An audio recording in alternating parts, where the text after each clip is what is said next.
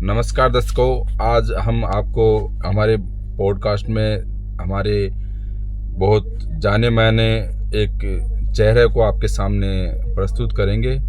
और वो जाने माने चेहरे हैं हमारे रणधीर सिंह जी, और वो अभी आपके सामने आएंगे। हमारे पॉडकास्ट में वो जुड़ चुके हैं और दोस्तों वो हेल्थ इशू के बारे में आपको अच्छी जानकारियाँ देंगे। नमस्कार जी रणधीर जी, आपका मोस्ट वेलकम है हमारे पॉडकास्ट में। आप अपना परिचय दीजिए और अपना चालू कीजिए। नमस्कार हरिमोहन जी। नमस्कार आपके सभी दर्शकों का।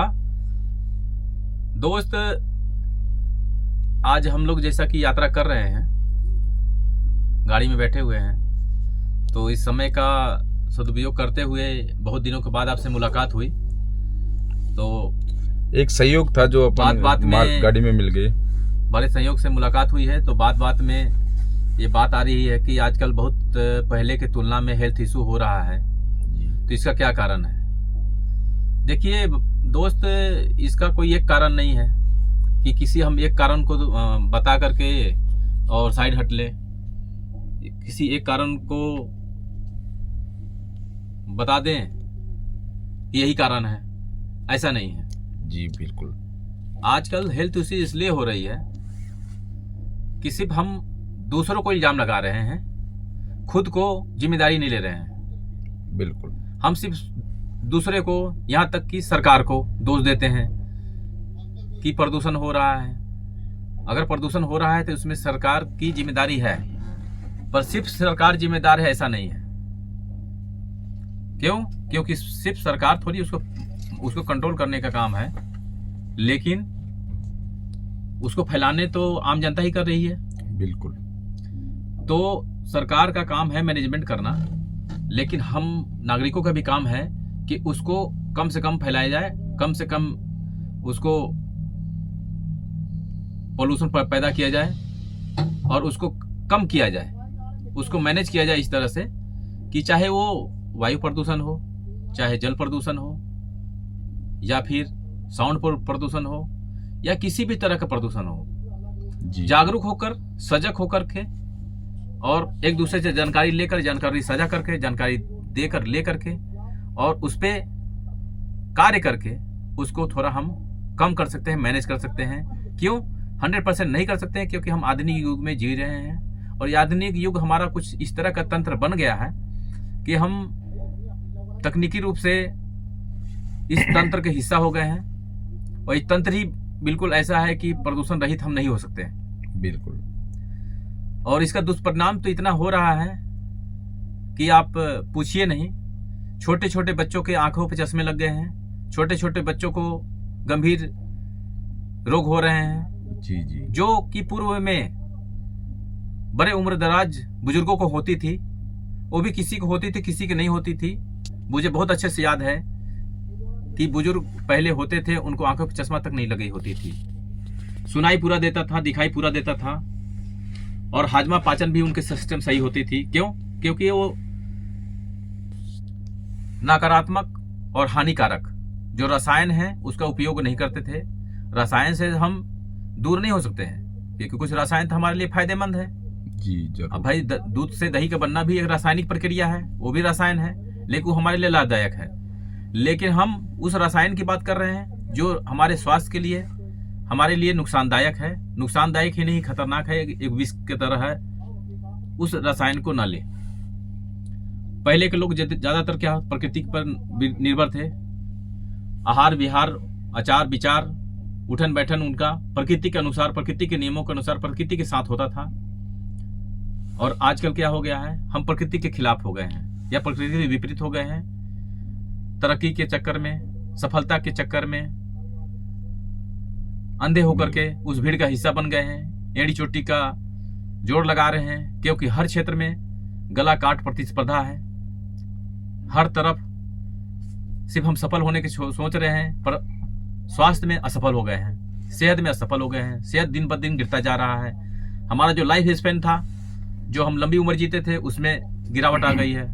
उसका कारण है कि हम प्रकृति के नियमों के अनुसार न उठ रहे हैं, न सो रहे हैं, रात्रि जागरण कर रहे हैं, ना कोई खेल कूद रह गया है जीवन में। थोड़े छोटे जगह भी जाना होता है, यहाँ तक कि मैं गांव तक एरिया में देखा हूँ कि किसी को छोटी दूरी भी तय करना होता है तो मोटरसाइकिल का और कोई साधन का यूज करता है। लोग पैदल चलना, वॉकिंग करना छोड़ दिए हैं। पहले की अलग से योगा एक्सरसाइज प्राणायाम करने की जरूरत नहीं होती थी, क्योंकि लोगों की दिनचर्या ही इस तरह का होता था, क्रियाकलाप ही इस तरह होता था कि वो कुछ न कुछ शारीरिक होता था।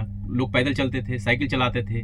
आप स्टेटस सिंबल बन गया है, लोग चाह करके भी नहीं चला रहे हैं और फिर उस पर आश्रित हो गए, आदत हो गया है, वो चला नहीं पा रहे हैं। अगर कोई चाह रहा है साइकिल चलाना तो सोशल स्टेटस बन गया है और दूसरा आदमी उसका अवहेलना करता है। ये भारत में हो रहा है और इन सब चीज़ों से जो डेवलप्ड कंट्री हैं वो आगे बढ़ गए हैं, क्योंकि वो इसका खामियाजा, उसका साइड इफेक्ट भुगत चुके हैं। यही कारण है कि जो इन्होंने फ़ोन बनाया है वो देश फ़ोन उतना नहीं चला रहा है, जो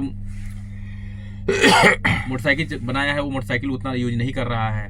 वो पुराने खेल रहे हैं जो हम बचपन में गाँव में खेलते थे। बिल्कुल बिल्कुल। ये आपको सोशल मीडिया के माध्यम से पता चल ही रहा होगा।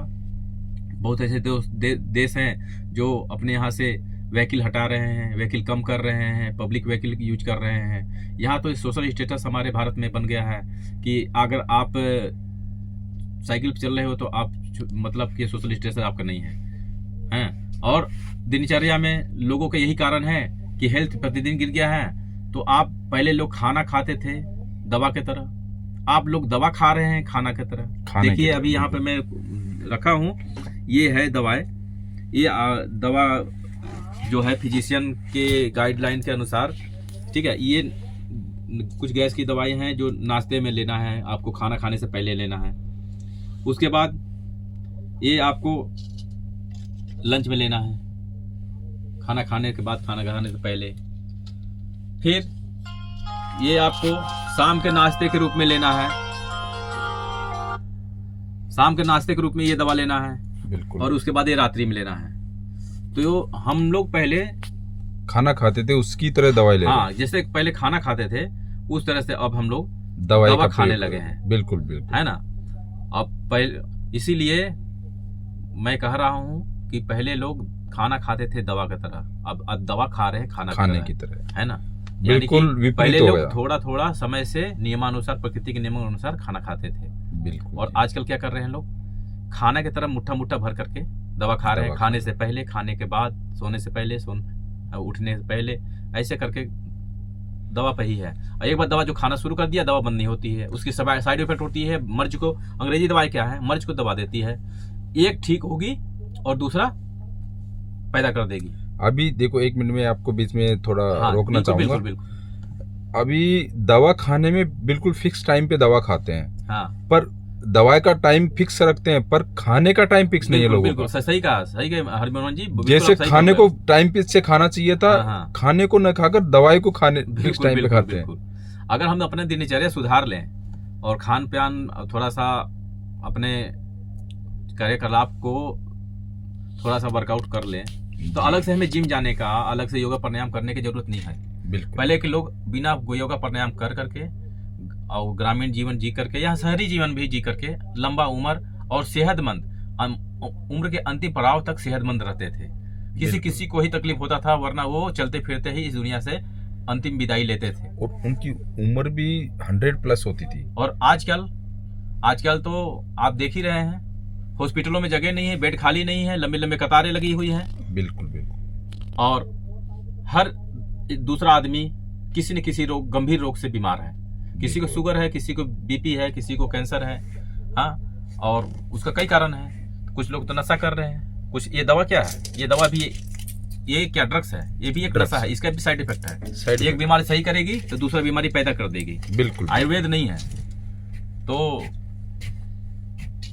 दोस्त, इन दवाओं को छुटकारा कैसे मिले? आप छोड़िए। छुटकारा कैसे मिले? नहीं छोड़ सकते, क्योंकि आप अगर बीमार हो गए हैं तो आप अपने चिकित्सक के दिशा अनुसार, ठीक है, उनके परामर्श पे ही आप इसको धीरे धीरे चलाते रहिए। लेकिन अपने लाइफ स्टाइल को, अपने आहार विहार को मतलब कि सही करिए, शुद्ध करिए, प्रकृति के अनुसार चलिए, है ना। दिनचर्या को सही करिए, अपने थोड़ा सा शारीरिक काम करिए। आप मानसिक कार्य आजकल ज्यादा हो गया। आजकल ज्यादातर तो कंप्यूटर, लैपटॉप पे, मोबाइल पे काम कर रहे हैं। आपको काम उसको करना है, लेकिन अगर आपको समय नहीं मिल रहा तो समय निकालना पड़ेगा सेहत के लिए, क्योंकि आपके शरीर में ही आप बसते हैं। शरीर आपका सही है, आप सेहतमंद हैं, तभी आप हैं, तभी आपका अस्तित्व है।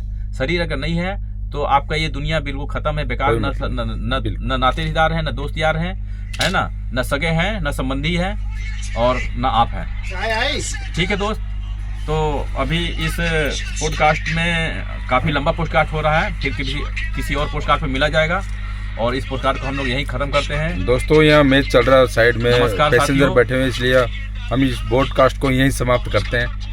ठीक है रणदीप जी। ठीक है मीना जी, आपने इस पॉडकास्ट में बुलाया, इसके लिए बहुत बहुत धन्यवाद। आपसे मुलाकात हुई, इसके लिए आप बहुत बहुत धन्यवाद। आप मिले इस सफ़र में, बहुत बहुत धन्यवाद। आपसे मुलाकात बहुत अच्छा रहा। Thank you. जय हिंद, जय भारत।